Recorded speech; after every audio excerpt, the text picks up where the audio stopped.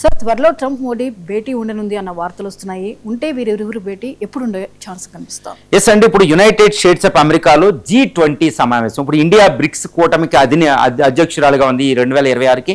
అదేవిధంగా G20 అధ్యక్షురాలుగా United States of America ఉంది. కాబట్టి G20 సమావేశం December 14th 15th US Florida స్టేట్లో జరగబోతుంది అనమాట. దీనికి ఇప్పుడు G20లో కీలకమైన మెంబర్ అయిన ఇండియన్ ప్రధాని నరేంద్ర మోడీ గారు కూడా వెళ్తున్నారు.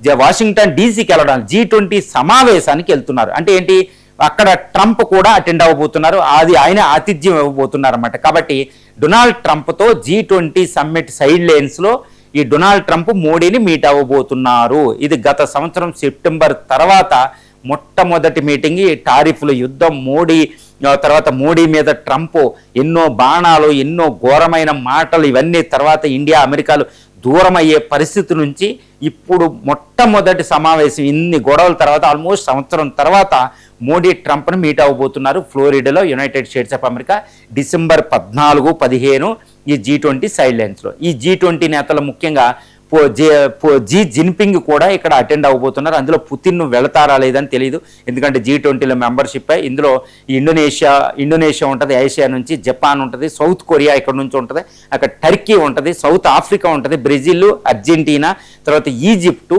యూరోపియన్ నేతలు నేతలు, తర్వాత కెనడా, ఇటలీ, మెక్సికో, వీళ్ళంతా G20లో మెంబర్స్ అనమాట. ఇంత అధినేతలు అద్భుతమైన, అంటే ప్రపంచంలోనే అతిపెద్ద సమావేశమే G20 in terms of economy, population అన్నింటిలో. G7కి అంత వాల్యూ లేదు.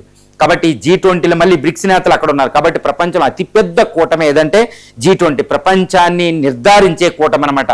ఇది రాజకీయంగా అలాంటి సమావేశానికి ప్రైమ్ మినిస్టర్ మోడీ మానరు.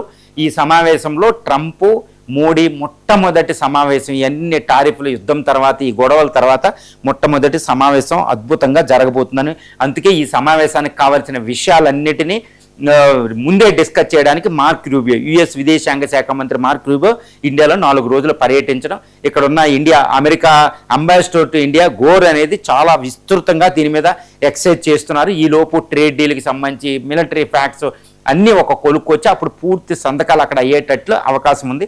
తర్వాత ఇప్పుడు మార్క్ రూబియో ఇండియా రావడం వెనకాల కూడా మధ్యంతర ఎన్నికలు అనేది ఒకటి ఉంది. ఇండియన్స్ సపోర్ట్ అనేది చాలా అత్యవసరం కాబట్టి